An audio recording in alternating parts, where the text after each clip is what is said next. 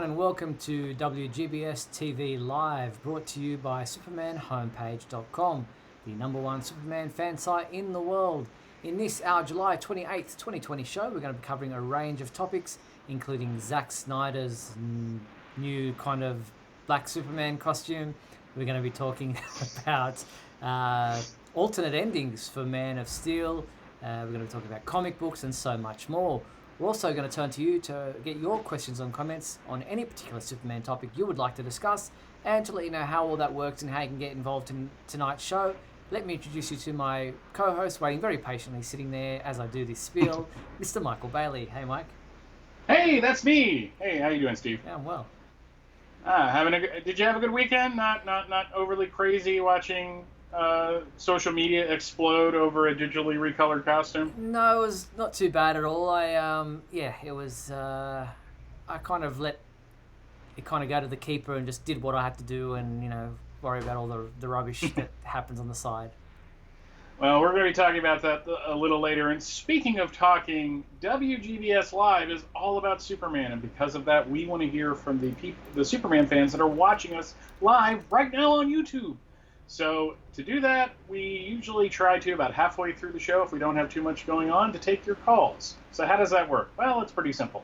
You're going to need Skype. Get on Skype, search for Superman Homepage, and message us that you'd like to be on the show.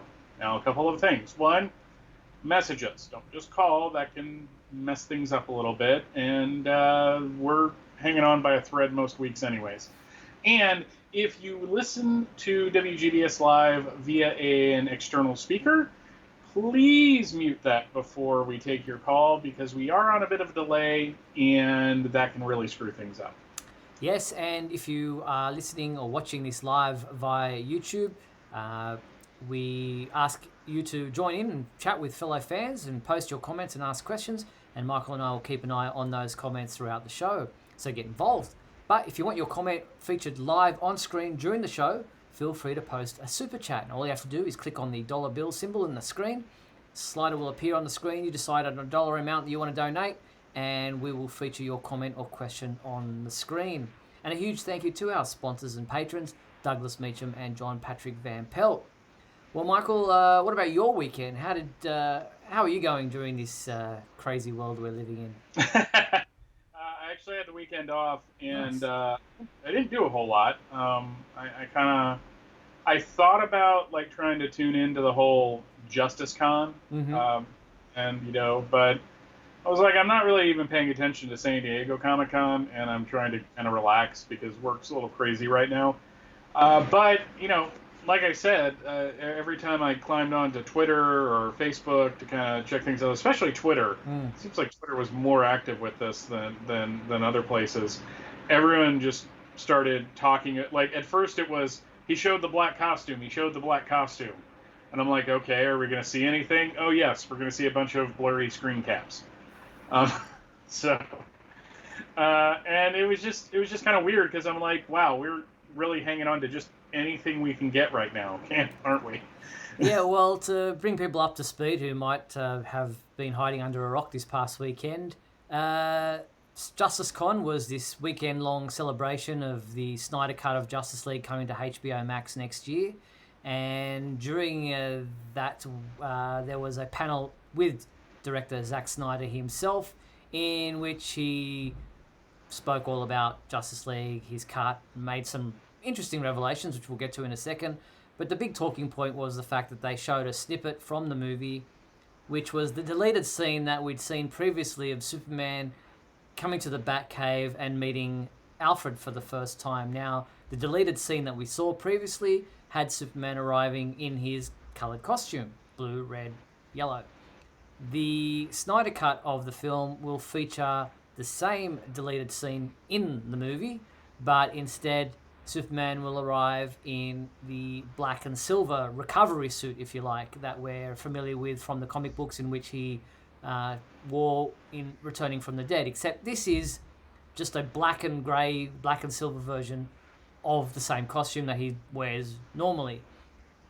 In fact, Snyder revealed that the scene I'm about to show you was actually filmed as the deleted scene we saw in colour, with the colour costume. He just had the costume designed in such a way that it would allow him later on to, in post-production, remove the colouring to give him the black and silver version that he always wanted to put in this scene, but Warner Brothers stepped in and said, no, there's no need for an extra added cost of creating a black and white version of a costume that's already in place. Don't do it. So he sneakily, as he says in this, created the costume in such a way that it would allow him in post-production to easily remove the colour and put the black and white version that he supposedly always anticipated using. Here's the scene, and then I'll get Michael's reaction to what we just spoke about. Take a look. There it is. See how you see that kind of charcoal in the cape? It's just that little.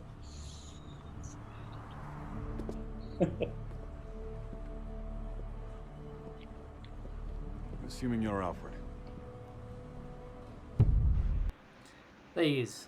A very short, very small, quick clip. Michael.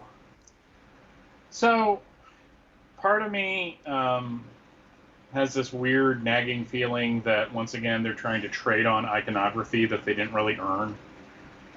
It's not like the black recovery suit from the comics is this like sacred thing that no one should ever touch unless you're going to do the story exactly like they did in the comics. We saw it in the both animated versions of both Superman Doomsday and Reign of the Supermen. But that's just a weird, like, in the back of my mind thing. It looks sharp. I know that deleted scene that was part of Justice League, the Blu-ray that was released, had like him walking near us, like walking through the Kryptonian ship and seeing costumes and such. Mm-hmm. I have to agree with a cosplayer friend of mine. Man, that silver cape is sharp. It really looks good. I mean, I gotta say, do you remember that action figure from when Mattel first got the DC line back around like 2006? That was it was basically Superman's costume, but it was black and silver. Yes. That's really what this reminds me of. And if it has something to do with the story, if this is something Snyder wanted to do all along, well, bully for him that he gets to do it. I'm kind of curious what the significance, why it has to be the black costume.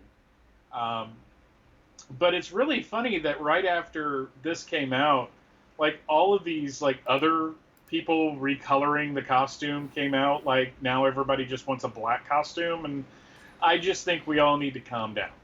Yeah, I mean, I get it. It's the black recovery suit from the Death of Superman, Return of Superman was an important part of the story. You know, it didn't have a cape, but it actually had a functional reason. It was designed to allow Superman to absorb more sunlight to help, in his weakened state, to restore him to power.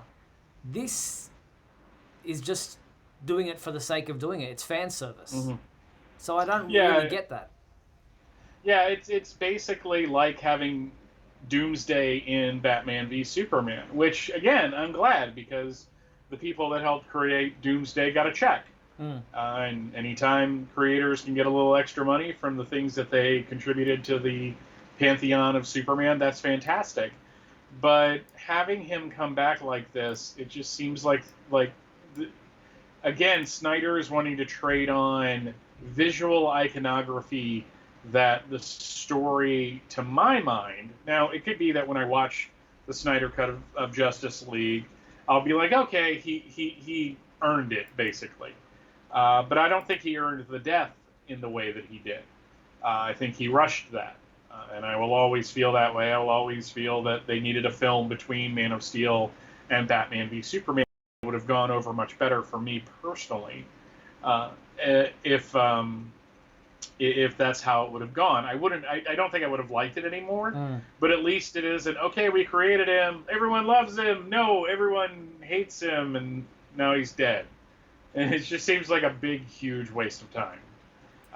But, again, as always, for the people that are happy about this, yay, I'm glad that you got something you really wanted. Yeah, I mean, I'm happy for people who are happy for it, to see it, but it's not like it was anything new, is what, everyone went nuts for it, going, oh, the black costume, but it's a deleted scene that we'd seen already, so I didn't get all the, the craziness for it. And I don't know why people are so hung up on seeing a darker Superman in everything these days, but it seems to be the fad. But Snyder also revealed that in the conversation that he will not be using any Joss Whedon scenes in the Snyder Cut whatsoever, which makes sense, but kind of seems a little bit snarky. It's almost the same thing that Donner kind of alluded to, but I don't think they had a choice in the Donner cut. I think they had to use some of the Lester stuff. I get it, though. This is the one. Again, my feelings on this are really complicated, like super, super complicated. Because on one hand, there are things that I don't like, and on the other hand, there are things that I agree with, because this isn't a, no pun intended, this isn't a black and white issue. Realize that came off as a really bad joke. But the fact of the matter is that Whedon coming on the way he did, it really, I could see from Snyder's point of view that it's not so much a slap in the face because he knew it was coming, but he wants this to be his take on it. This is his definitive version of the movie as he wanted to create it. So I could see at that point not wanting to use anything that Whedon did. And I also think tonally it may not work for what he was going for. So, and I guess he's got so much footage there that he's got to use. I mean, we're hearing this thing's going to be going for I don't know, all week, the way it's going to be running. It's just going to be a marathon. So he doesn't need it. He's got so much there that he can use that it's superfluous. So, we'll wait and see in early 2021 exactly what we do get from the Snyder Cut. It will be something new to watch, and we'll be changing the tone of the movie quite significantly from what we saw in the theatrical version. So whether that's for the better or for the worse, we will be able to judge for ourselves come 2021. Yes. All right. Now, speaking of Henry Cavill's movies and online conventions and the such, obviously San Diego Comic-Con was not able to take place this year, so instead they did Comic-Con at home, which again was a number of online panels, virtual convention if you like, and Backstories Magazine's Jeff Goldsmith interviewed screenwriter David S. Goyer about many things, including Man of Steel, which he was obviously the screenwriter for, and some of the questions that are still left over from that film, which seems so long ago now. But obviously many things that they discussed were things like Jonathan Kent's death and whether or not Clark should have saved him or could have saved him. There was the discussion about killing Zod, and amongst that, Goyer revealed that they actually had an idea or plans that they never shot, never actually came to any kind of fruition, but this idea of an alternate ending to Man of Steel. Here's what he had to say about that. Well, the idea was that Superman would, that there was one of those sort of cryopods on the ship that ends up becoming the Fortress of Solitude that he's able to put Zod back into and then throw out in space. And we did talk about it, and maybe some people would have been happier with it, but it felt like a cop-out for the story that we were telling. No. So he talks about throwing Zod into one of that open pod, if you like, of what we saw in the spaceship and throwing him out into space. But he said it felt like it would have been a cop-out if they had done it that way. Okay, I'm gonna throw some people off here. He's right. It absolutely would have been a cop-out to the story they were telling. Before I get into it, it's really funny that the interviewer looks like he is in Tron, and David Goyer looks super chill, like on his back porch. And I'm not making fun of David Goyer. If I had like a nice backyard and it was sunny when I was doing this, I'd probably want to film there too. Yeah, so great backdrop. Here's the thing. The ending they went for was the ending they wanted to do. The argument isn't, should they have done something different at the ending of this film? The argument should be, should they have told that story in the first place? Because he's absolutely right. Not going for something that they clearly wanted to do would have been a huge cop-out. And yeah, it probably would have dampened down some of the freaking pitchforks and riots. And I know that's probably a bad joke to make now. But, you know, Superman fandom online tried to kill itself the weekend Man of Steel came out. And it stopped never. So, would that have quelled some of that? Maybe. But the fact of the matter is that that was the story they wanted to tell. They wanted to get Superman to that point because to their mind, it was a way to explain why he doesn't kill in the future. And that's an argument I can't really get into because one of my favorite stories ever is Exile that couldn't have happened unless Superman killed the 3 Kryptonian villains in the comics.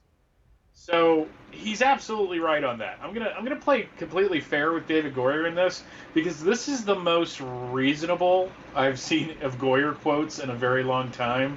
This isn't him talking about what She-Hulk was created for, which don't look too far into that, folks. It's kind of creepy. It's him actually just explaining flat out, this is why we did what we did. The thing I will argue about, unless you had something to say about the killing thing and what he had to say there. Well, yeah, I just wanted to add that I understand the point of view about why they did it. I don't necessarily agree with it. I don't think, like, I don't need to not kill someone to know that I don't want to kill somebody in the future.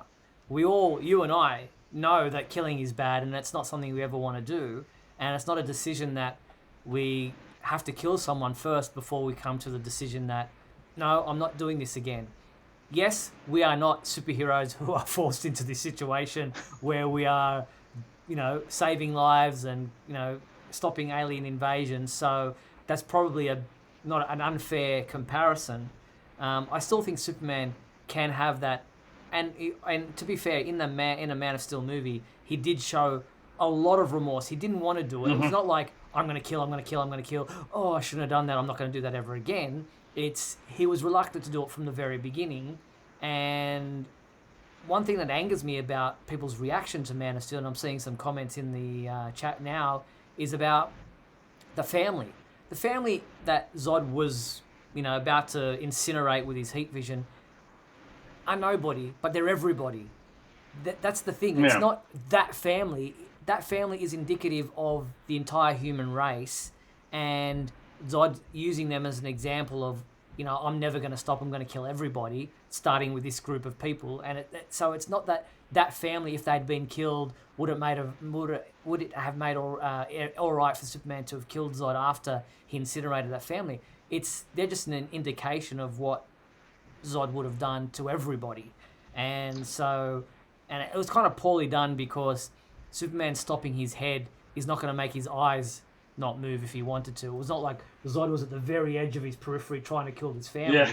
So it was kind of not that well done. But yeah, I'm a little bit, I understand why it needed to be done. Yes, if he'd sent Zod away in a pod, it would have been a cop-out.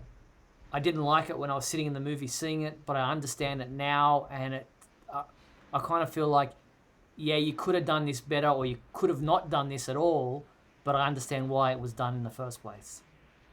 So, my favorite version of Superman is the one that existed in the post-crisis comics. And there were many instances during the history, not just by John Byrne, but by other people, where decisions were made creatively that people who liked the pre-crisis Superman completely disagreed with. They didn't think that's what Superman would do. They didn't think that's how Superman should act. But it's the story that those creative teams were telling. And we can argue the merits of those stories. We can argue the way that they told those stories, you know, how well it was, did they explore the themes enough, etc. But the thing you can't argue about is that that's the story they wanted to tell. Mm. So it would be extremely hypocritical of me to sit here and say, you know, they shouldn't have done that in the story that they wanted to tell.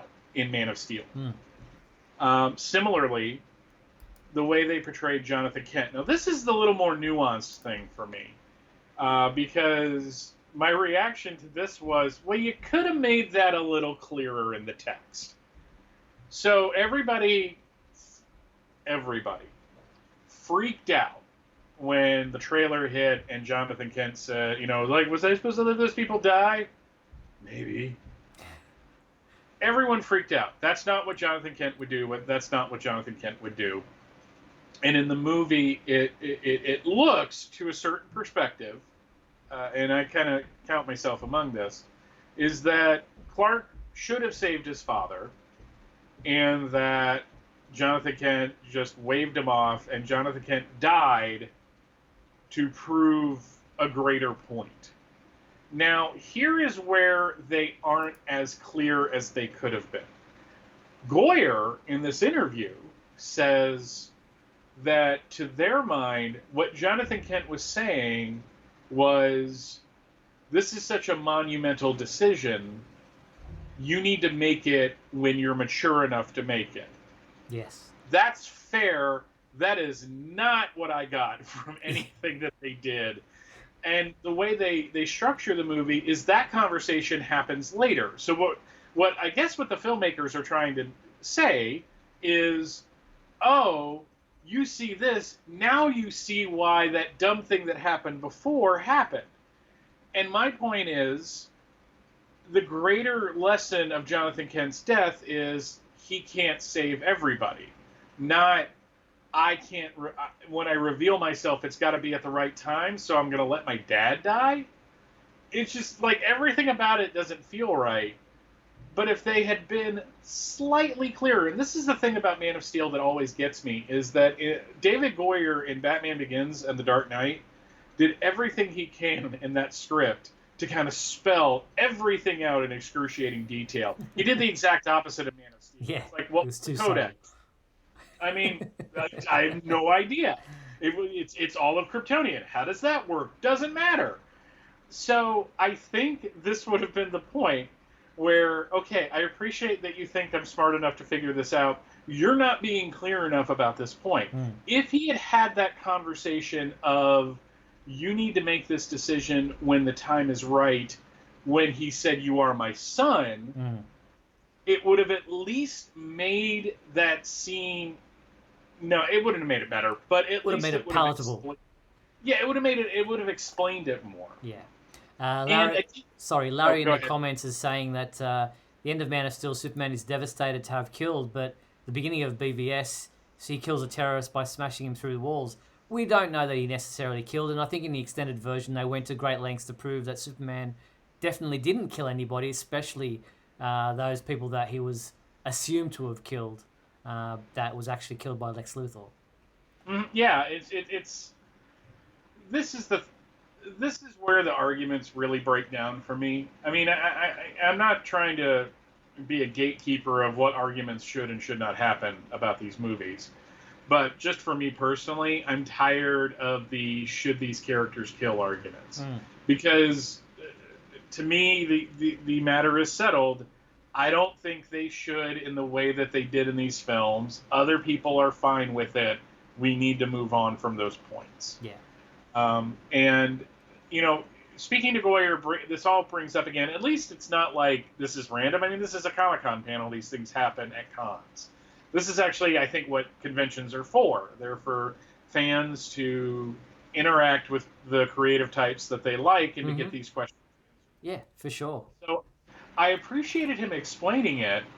Again, I think they could have been a little clearer in the text. Yeah, agreed.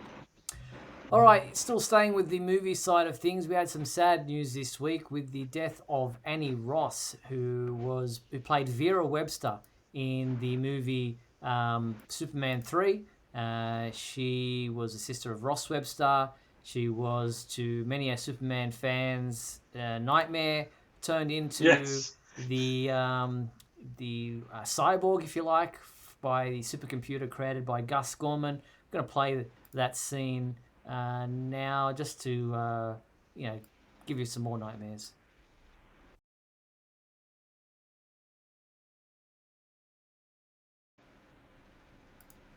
if it will play.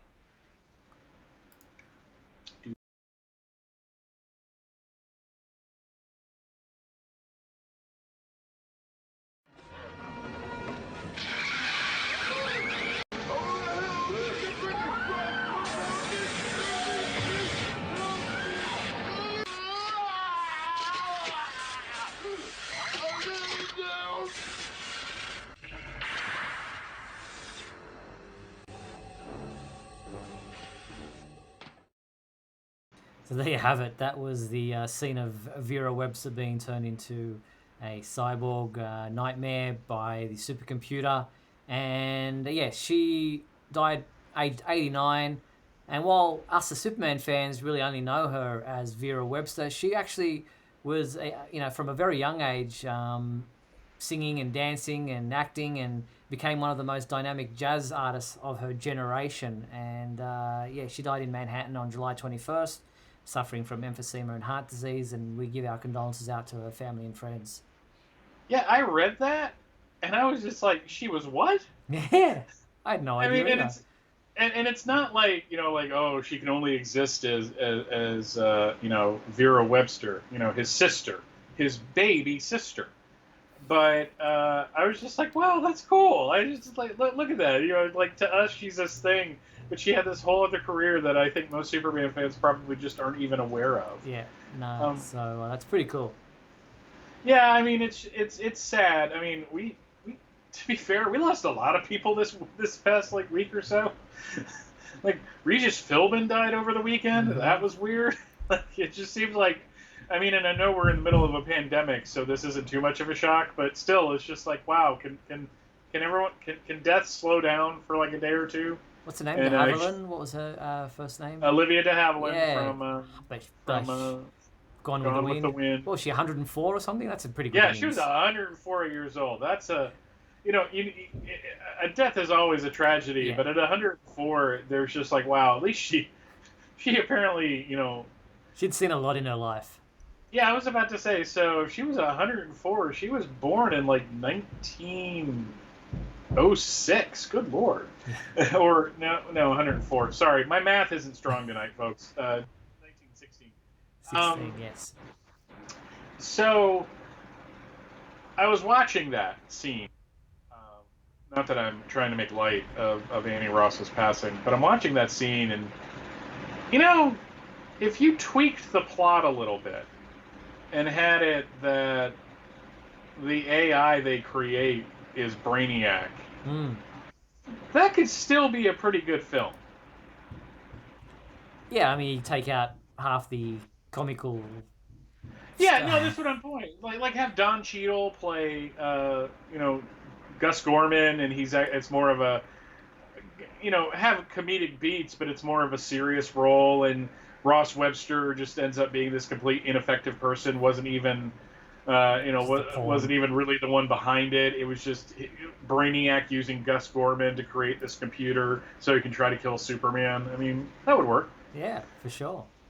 All right, well, we're at the halfway point of tonight's show, so we're going to take a quick break, play some messages, and then come back on the flip side to talk about DC Universe, comic books, and some collectibles. So we'll be back right after these messages.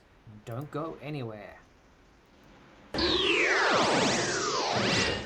We'll be back in a moment with the exciting climax of today's episode. So stand by.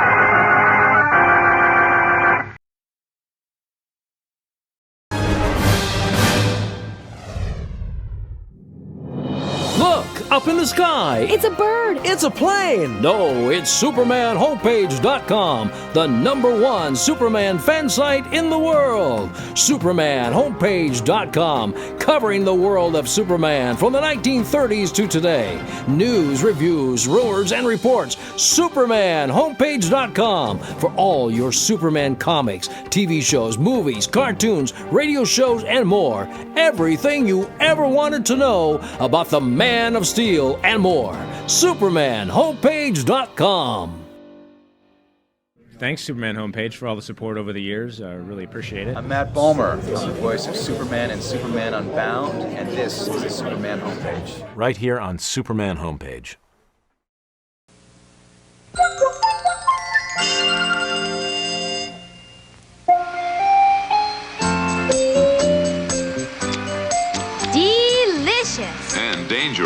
First, never touch any appliance without a parent's supervision, and always be careful with kitchen appliances. Keep their cords out of your way and your fingers out of their way. Also, always turn pot handles in, away from the edge of the stove. So nobody bumps into them and gets hurt. Now you're cooking. We'll be back in a moment with the exciting climax of today's episode. So stand by. So we're back on WGBS TV Live, where, as Michael said at the beginning of the show, if you want to be a caller, head to Skype, search for Superman homepage, and send us a message saying you want to be part of the show. I always love that safety tip video from the Super Friends cartoons. Nearly spilled a pot on myself having the handle out from the edge the other night, so got to be very careful, people. Still relevant after all these decades. All right, DC Universe, the digital streaming service in August, which is just around the corner, a couple of days away. There's some Superman material available for subscribers to watch in August, including the complete second season of Krypton. So Krypton, the complete and final season, is going to be available as of August 11th. And then from August 21st, the recent released animated film Justice League Dark Apocalypse War will be available on DC Universe. So you'll be able to get that as well. There's Jonah Hex, there's a couple of other things DC related as well. But Krypton Season 2, August 11th, and then Justice League Dark Apocalypse War, August 21st. So if you're a subscriber of DC Universe, they are available in August, as are a slew of different Superman-related comic books, including things like Superman Up in the Sky #2, Superman's Pal Jimmy Olsen #2, Justice League 29, Lois Lane #2, and more. Maybe I'll finally watch Apocalypse War. Ah, yes, you still haven't seen it. Still haven't seen it. I'm getting pickier in my old age. Now, speaking of the Super Friends, we just saw the commercial a little bit earlier from one of the episodes. This week, our interviewer, Michael Marino, caught up with retired animator Tom Cook. Tom worked on the Super Friends, as well as, I think it's Challenge of the Super Friends, back in the 1970s. And, turn that one off there. There is Tom Cook right there. The interview talks about his career, what he thinks about the current situation with animation, and he admits that he actually never watched the show. From time to time, he would check out an episode just to see his work and see how it translated to the screen. But in general, he never actually watched the Super Friends, thinking it was more for kids, and that was just a job for him. Yeah, I like hearing from people that worked on these shows. I mean, the Super Friends. I watched an episode recently because I was preparing for something, and it's weird to go back and watch it because it's so different than anything we've gotten over the past 30 years of superhero animation. But at the same time, it's kind of charming on its own. Yeah. I haven't lost my childhood love of that series. The animation is really poor compared to, say, the Fleischer cartoons even, but and by today's standards. But the stories have a certain hokiness to them, a certain charm, and the characters, you can't go past just the vast array of characters they used in that series, and how its longevity. It ran from 1973, I think it was, right through into the 80s. So it in different 1986 was the final season. Into varying different versions of the show. And they gave the origins for these characters that you had never seen outside of the comics. I mean, they did Lex Luthor's origin, the Silver Age origin at least, and Green Lanterns, and it's just kind of neat, really. Like you said, animation doesn't always hold up, and why does Batman's symbol keep changing, and why does Batman not have an open collar all of a sudden? That's kind of weird, but yeah. Yeah, and it also tried to. It was an early attempt at diversity with new characters that were brought in, that probably by today's standards are a little bit not racist, but definitely box them into a cliche. Yeah, it's one of those things where, unlike some things that don't age as well, I think this is just... I honestly think you can look at characters like Apache Chief and Samurai and Black Vulcan and all that. At least they tried.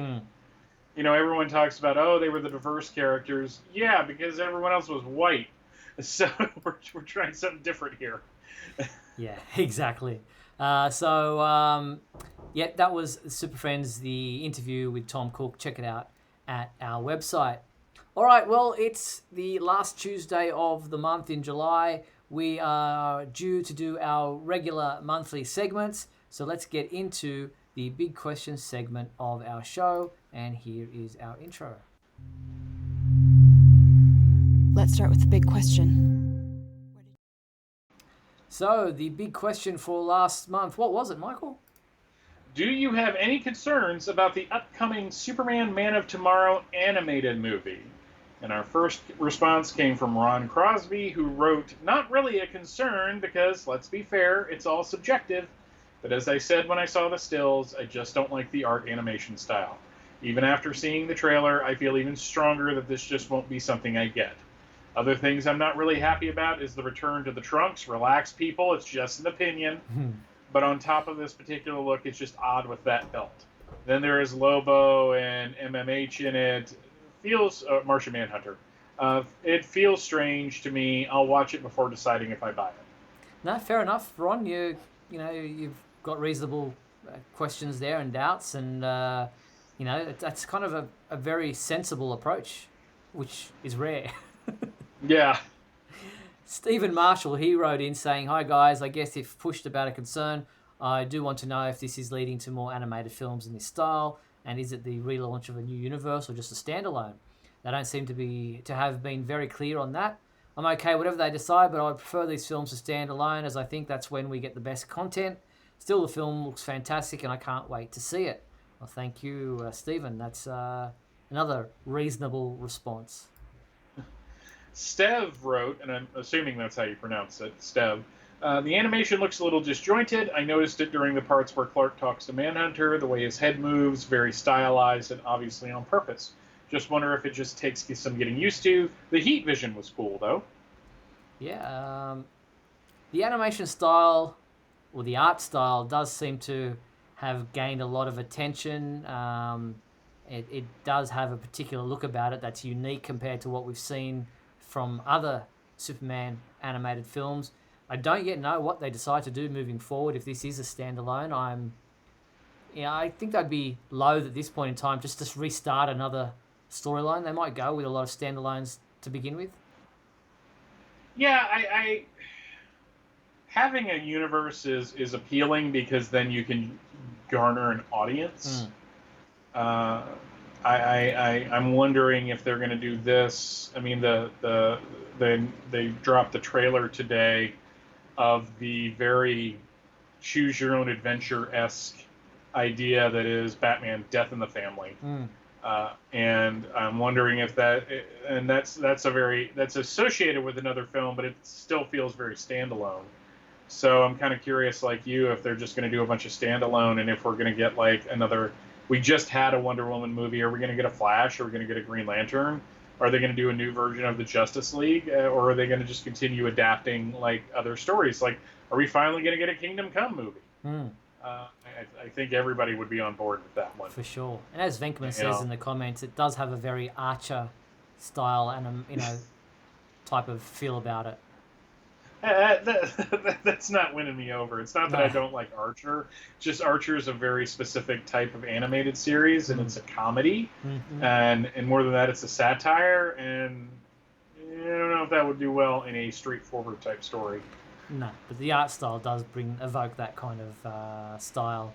John Patrick Van Pelt wrote in saying, "No, I don't have any concerns about the movie. I guess the only concerns I have is the film looks like the film took place around the time Max Fleischer's Superman from the 1940s.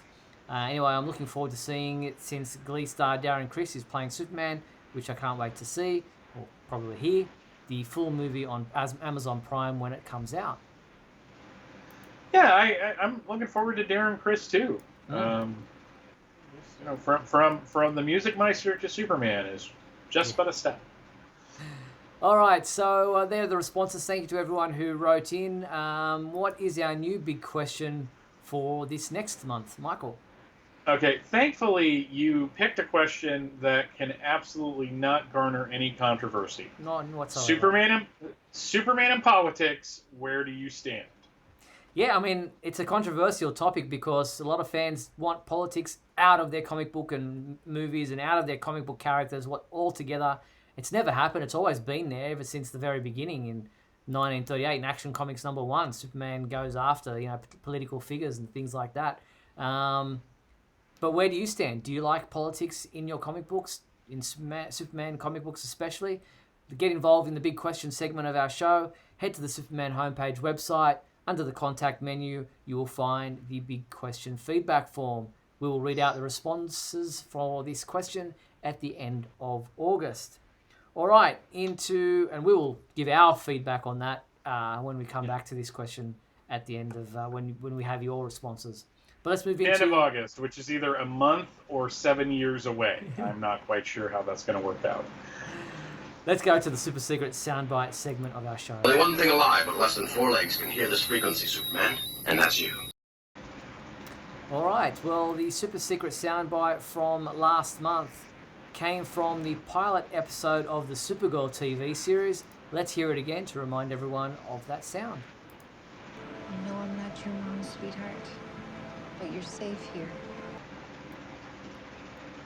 So that was Danvers. What's her mum? What's her mother's first name? Eliza. Eliza Danvers, played obviously by Helen Slater, talking to the young Supergirl, young Kara, when she first arrives on Earth. And we had a number of people guess it right. Who were they, Michael? They were Jeremy Crawford, Virginia Keller, Stephen Marshall, and John Patrick Van Pelt. Well, congratulations to those 4 people for guessing where in the world of Superman or Supergirl that sound came from. Here's the new super secret soundbite. Let's see if more people can guess where in the world of Superman this sound comes from. I take it back. I want to die. So, do you think you know where in the world of Superman that sound comes from? If you do, head to the Superman homepage website. Under the contact menu, you will find the super secret soundbite entry form. Send your entry in, and we will read out the names of every person who guesses it right when we return to these segments at the end of August. So, get involved. Yes, please. We had a couple names that were new to the winners pile, so yeah, I'm excited to see that. All right, let's move on to our topics for this week of Superman, and we'll move into the comic book side of things. And to start with, let's have a look at what comic books are available this week for Superman fans to read, both physical and digital. Starting off, we have Batman Superman #10, which is available in a variant cover. Also available this week is DC Cybernetic Summer. This one-shot 80-page giant is available, full of robots and cyborgs and what have you. And there's a story in there that involves Cyborg, Superman, and Cyborg Superman, all in the one story. So get into that one. There's Legion of Superheroes #7, which is available in not just one variant cover, but also another variant cover right there. Also available this week in the digital side of things is Superman Man of Tomorrow #13. That's available to download now, as is Deceased Hope at World's End Chapter 6. That's available to download right now as well. It's nice to have new books coming out on a regular basis. Indeed. And our reviewers have been hard at work already, and we've already got a review up of Batman Superman #10, which was reviewed by Keith Sumra, and Keith gave this book a 5 out of 5. saying that he's been saying it for many weeks now. This is the best Superman title on the shelves at the moment, according to Keith, and he's very happy with what Joshua Williamson is doing with this book at the moment. So a 5 out of 5 from Keith for Batman Superman number 10. That's pretty high. Keith usually knows what he's talking about. Yep. So check out that review and the review of Legion of Superheroes out on our website already. Now, DC has gained some massive response to both Deceased, Dead Planet, and Death Metal, Dark Knight Death Metal number 1. Both are going back for reprints. Let's check out the covers to those books at the moment. We've got Deceased, Dead Planet. It already went back for a second printing. That's sold out already, and DC has now announced that it will go back for a third printing, which will arrive August 11th. So that's pretty huge in this day and age when comic books aren't necessarily, or comic book stores are not necessarily opened everywhere. Yeah, and I actually, it makes me wonder what the print runs were, but at the same time, the fact that we're getting into a third printing, I mean, this is nothing new, but it kind of makes me think that people just want to read the story, that they're not concerned about getting a first printing of the first issue. They just want to read the issue, so they get whatever copy they can, get their hands on. And the Dark Knight's Death Metal first issue has sold out, and so the demand necessitated a second printing of that coming out, which will also be available August 11th. So some of the multiverse stuff, if you like, from the DC publications is getting a lot of interest. Do they do multiple printings of the digital books? No, unless they include the new versions of the covers. That's usually just a red tint. That's all they do for a reprint. I'm just amused by the concept of. That's another way to put it.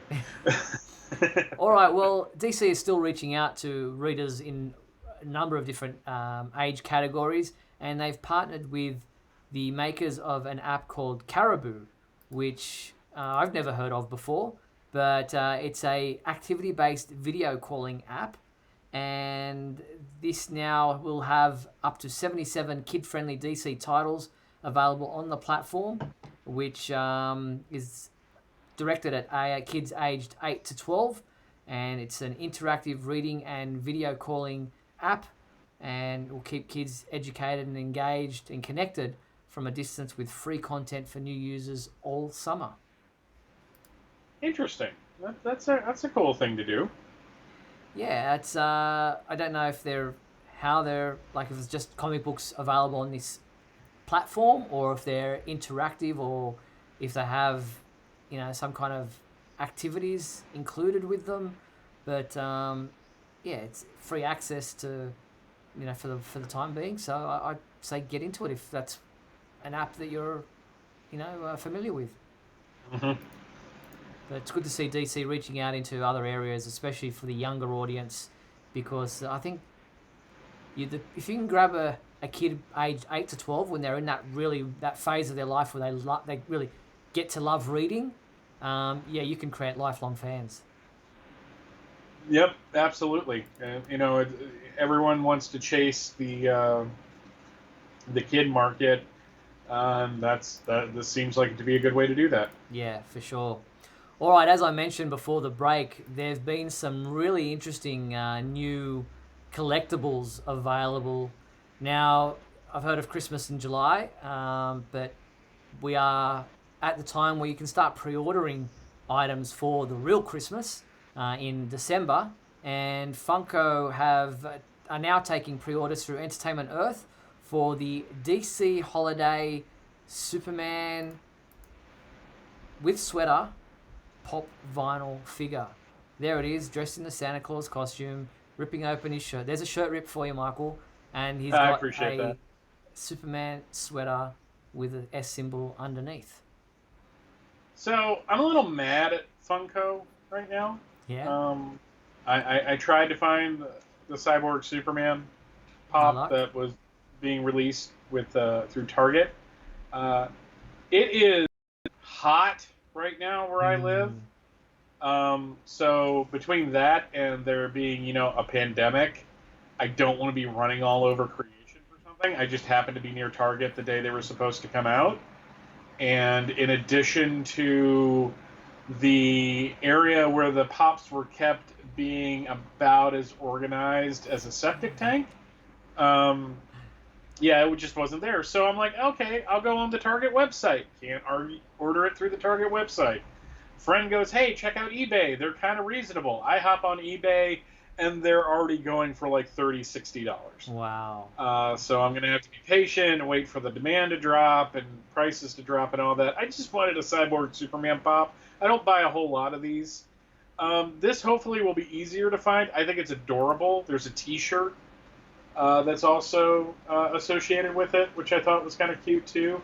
The key to this, warming my dead heart, is that it's not a Superman costume. He's wearing a sweater underneath the thing.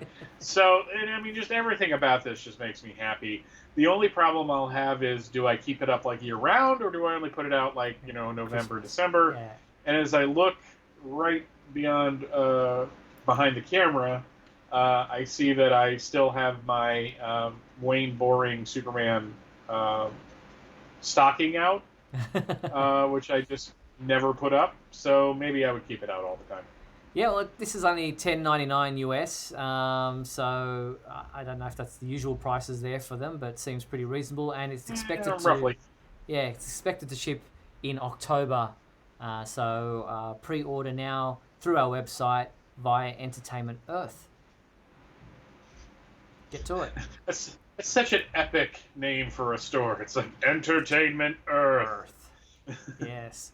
Now, this one is not available for pre-order yet, but it has gained a lot of interest from fans right around the place, and that is the Superman the Movie premium format figure from Sideshow Collectibles.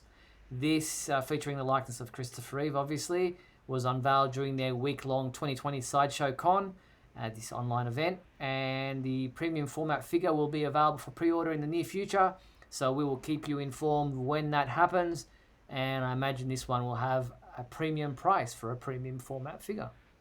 Does that head look a little too small for that body? There's something about the lower jaw area that seems diminished in some capacity. I think Christopher Reeve's face felt a little bit longer. Yeah, it just looks like the body, like the torso and the arms are just like giant, and it's got like a head that shrunk a little bit. It's odd. Maybe it's just the angle that they took that picture. They're going for that kind of iconic Superman look. How many Christopher Reeve figures are we going to get? Wow, they've done so many recently too. I mean, there probably wasn't as many when the movies were out, or any when the movie was out compared to the last 10 years. Yeah, it's the power of nostalgia, man. Nostalgia, it's a hell of a drug. Yeah, exactly. So we'll keep you informed about the pricing and availability for pre-order for that premium format figure.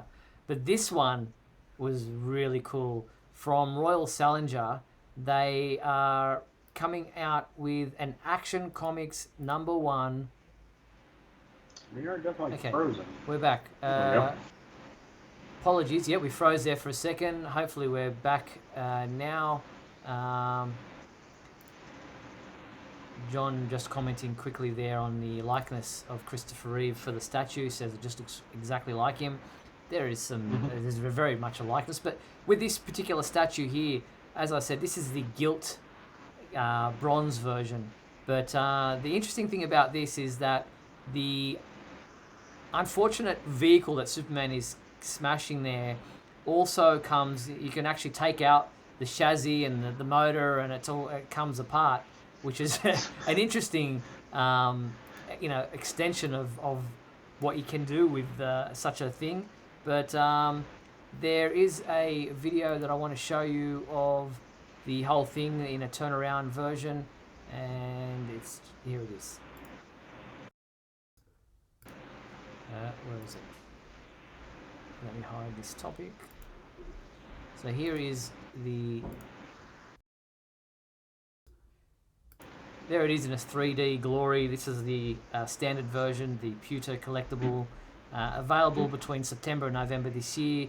It's priced at $490 US, where the gold gilded version, the bronze version, is $780 US.